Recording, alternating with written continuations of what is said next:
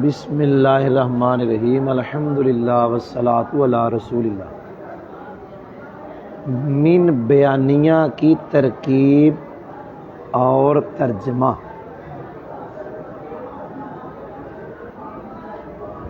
من بیانیہ دو طرح کا ہے،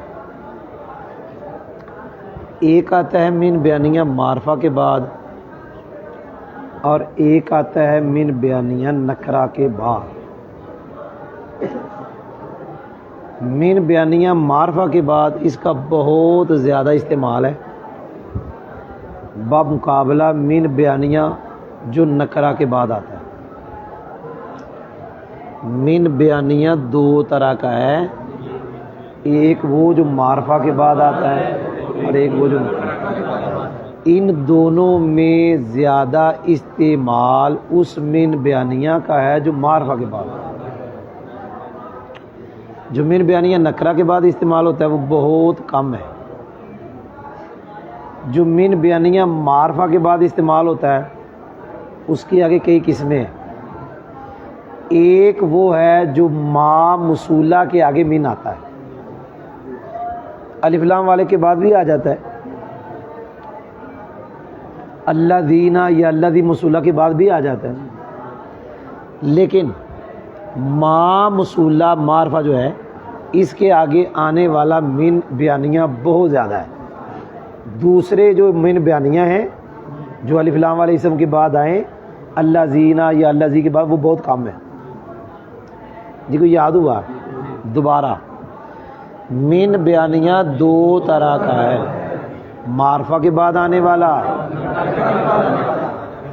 اچھا جو معرفہ کے بعد آنے والا ہے بہت زیادہ ہے، جو نکرہ کے بعد آنے والا ہے، اچھا جو معرفہ کے بعد آنے والا ہے وہ کئی طرح کا ہے، کیونکہ معرفہ کی 7 قسمیں ہیں، ان میں سے جو ما موصولہ کے آگے آنے والا ہے وہ بہت زیادہ ہے۔ ایک قاعدہ یہاں سے بتانے لگا ہوں آپ کو کہ 97-98% ما موصولہ کے آگے جو من آئے گا بیانیہ ہوگا۔ یہ میں نے ما موصولہ کے بارے میں کہا۔ من بیانیہ معرفہ کے بعد آتا ہے، اب معرفہ الف لام والا بھی ہے، الذی اللہ جان، لیکن یہ معرفہ ما موصولہ بھی ہے۔ ما موصولہ کے بعد من بیانیہ بہت آتا ہے، اتنا آتا ہے کہ ما موصولہ کے آگے من آئے تو 97-98% وہ من بیانیہ ہوتا ہے۔ جی یاد ہو گیا ہے؟ اب میں نے آپ کو من بیانیہ کی کچھ پہچان کروا دی، اب اس کی ترکیب بتانے لگا ہوں۔ اگر من بیانیہ نکرہ کے بعد آئے تو پکا طریقہ، ترکیب کا ایک مطلب پکی ترکیب ہے کہ وہ من بیانیہ جار مجرور مل کے صفت اور نکرہ موصوف، یعنی یہ طریقہ پکا ہے کہ نکرہ کے بعد من بیانیہ آئے تو ترکیب کا ایک ہی طریقہ، نکرہ موصوف بنے گا، من بیانیہ آگے جار مجرور مل کے صفت۔ جی یاد ہوا؟ بولو تو صحیح، سمجھ آئی؟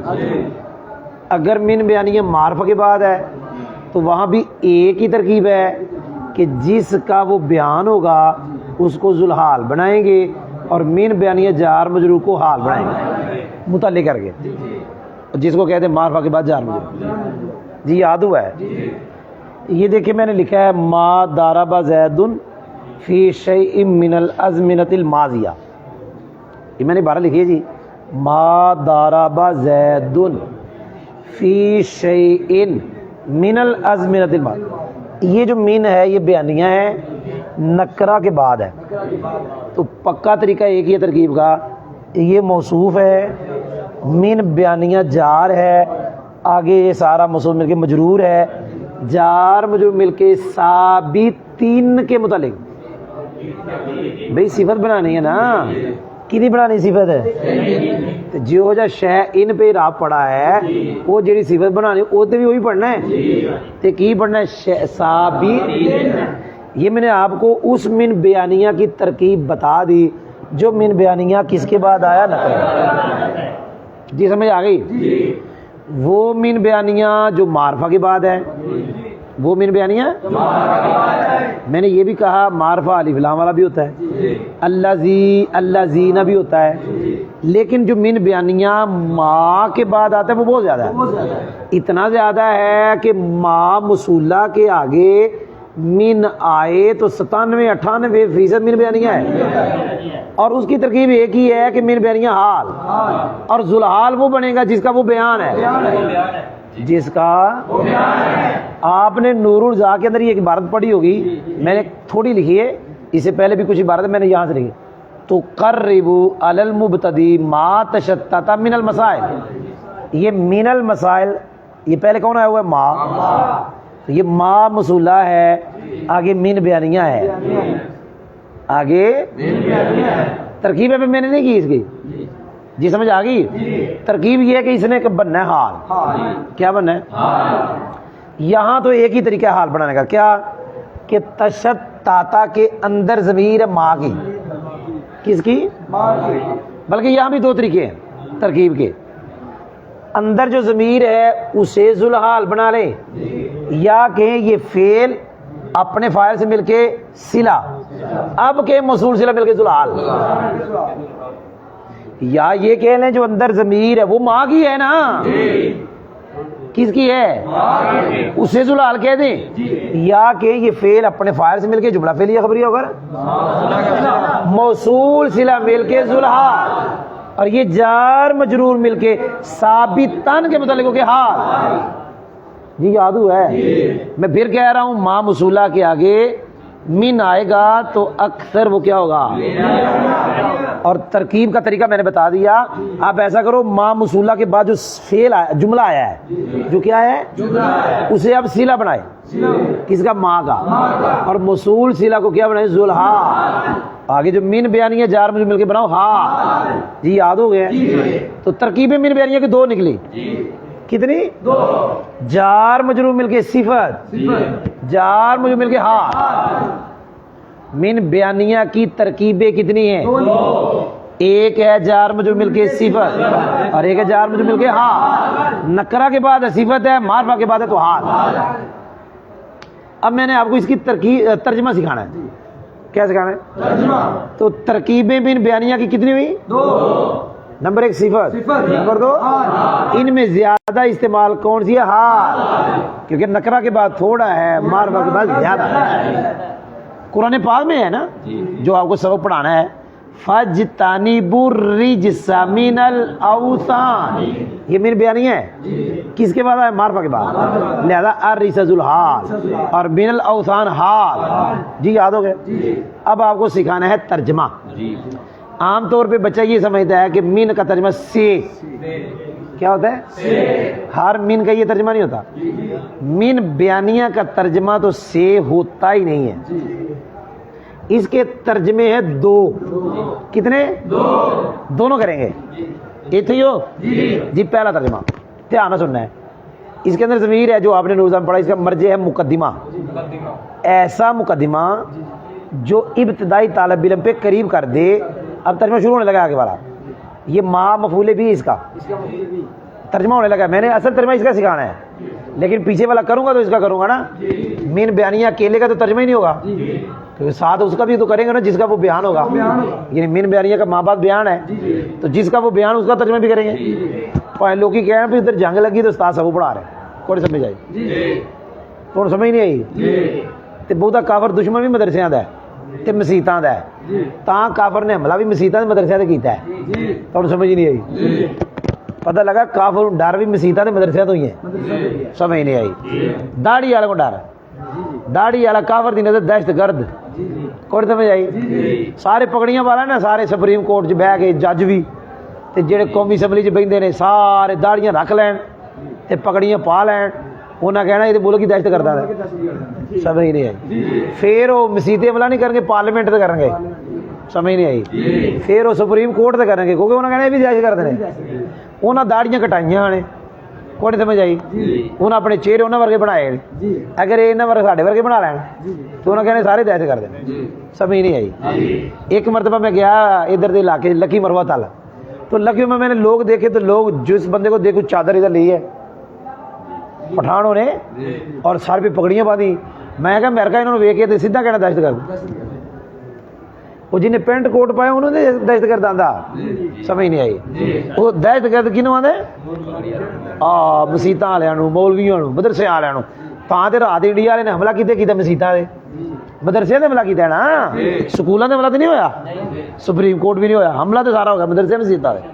تے ہن ساڈی فوج نوں چاہیے انہاں دے وہ جڑے انڈیا والے نے حرام دے ظالم کافر مسلمان نہیں کافر جڑے انہاں دے مندراں تے حملہ کرن کوئی سمجھ آئی انہاں دی تباہی پھیرن تے انہاں نوں پتہ لگے میں مسلمان جڑا نا مسلمان یہ اللہ کو ڈردا ہے دنیا دی طاقت کو نہیں ڈردا. اگر دنیا تو طاقت ڈردا ہوندا تے فلسطین غزہ والے کدوں دا غزہ خالی کر دیندے. کوئی نہیں سمجھ آئی. مسلمان اللہ کو ڈردا ہے تلوار کو نہیں ڈردا مسلمان بم کو نہیں ڈردا. پاکستان دے آندا بھی اج کرو جنگ ساڈا کی سانوں مارن ڈے ہو تے رات نو حملہ کیتا جے چوراں ورگو چور ظالمو تسی کافر ہوندا ہی چور ہے. کوئی نہیں سمجھ آئی کہ نہیں آئی. رات نو ستے ہی حملہ کر دیتا تے ہن نال جھنڈے لہرا رہے نے سانوں معاف کر دو جنگ نہیں کرنی نال جھنڈے بھی لہرا رہے ہیں چٹے جھنڈے او دا مطلب ہوتا جی امن نہیں سمجھ آئی. لیکن انشاءاللہ پاکستانی فوج انہاں دی تباہی پھیرے گی ہاں انشاءاللہ. کوئی نہیں سمجھ آئی کہ نہیں آئی. چلو گل ہو گئی کہ انہاں نے کہا استاد سب پڑھائی ہونے اسلام زندہ باد تے پاکستان زندہ باد. کوئی نہیں سمجھ آئی. پہلے اسلام زندہ باد پھر پاکستان تے پھر پاک فوج زندہ باد. کوئی نہیں سمجھ آئی. تو جو ہے تھوڑی جی ما تشتت من میں نے آپ کو اس کا ترجمہ سکھانا ہے. ایسا مقدمہ جو ابتدائی طالب علم پہ قریب کر دے. سننا جی ان کو ماں کا ترجمہ کی ہے اچھا میں نے یہاں تک پڑھا ان کو پتہ چلا کن کو تاں تے کہ بیان ہونا ہے او تسی سنیا کوئی نہ وہ نہیں سمجھ آئی. ساڈی فوج کافروں کو ٹھکانے لگائے گی انشاءاللہ کافروں کو اگے مین بیانے یہ نہیں انڈیا والوں کو. کون سمجھ آئی تمہیں سمجھ رہی ہے اور سمجھ نہیں لگی آئی جگہ نہیں. سنو وہ ایسا مقدمہ جو ابتدائی طالب علم پہ قریب کر ان کو جو بکھرے ہوئے وہ کون ہے یعنی مسائل سیزو نہیں کہنا ایک ترجمہ ہے بھائی ابھی پہلا ترجمہ ہے وہ مقدمہ ابتدائی طالب علم پہ قریب کر دے ان جو مسائل سیزو نہیں کہنا ایک ہو گیا ترجمہ. ادھر بھی آ جاؤ زید نے نہیں مارا فی شے کسی شے میں پتہ لگا کیڑی شے میں یعنی تمام گزرے زبانوں میں زید نے نہیں مارا کسی شے میں یعنی تمام گزرے زبانوں میں. بھی سمجھ بھی آئی ہے کہ نہیں آئی. وہ رٹا نہیں لانا دس سمجھ آئی کہ نہیں آئی. وہ تو پھر قریب کر دے ابتدائی طالب علم پر ان کو جو بکھرے بس بس بس سمجھ آ گئی. دوسرا ترجمہ دھیان نہ سننا ہے وہ یہ ہے کہ اینو آندے نے من بیانیاں یہ دا ماں بعد بیان ہے ایدا ایدا ماں بعد بیان ہے ایدا یعنی من بیانیہ کا جو ماں بعد ہوتا ہے وہ بیان ہوتا ہے. اے من بیانیہ ہے یہ ماں بعد کون ہے یہ بیان ہے کدا. دوسرا ترجمہ یہ ہے کہ من چک دو بالکل ختم کر دو. اے جڑا بیان ہے اینو چک کے رکھو ایتھے اینو چک کے رکھو تے ترجمہ کر دو. سن ایسا مقدمہ جو ابتدائی طالب علم پہ قریب کر دے ان مسائل کو جو بکھرے ہوئے. کوئی نہیں سمجھ آئی. ہوں ایدا بھی کرنا نہیں پڑے گا یعنی مسائل نہیں کہنا پڑے گا. زید نے نہیں مارا تمام گزشتہ زمانوں میں وہ شاید ترجمہ ہی نہیں ہویا وہ اے وہ جگہ چلا گیا ایدی جگہ انہوں لے جو زید نے نہیں مارا تمام گزشتہ زمانوں میں نہ من دا کرنا پیا نہ شاید کرنا پیا. سمجھ نہیں آئی؟ ایسا مقدمہ جو ابتدائی طالب علم پہ قریب کر دے ان مسائل کو جو بکھرے ہوئے، او بھائی سمجھ آئی؟ الحمدللہ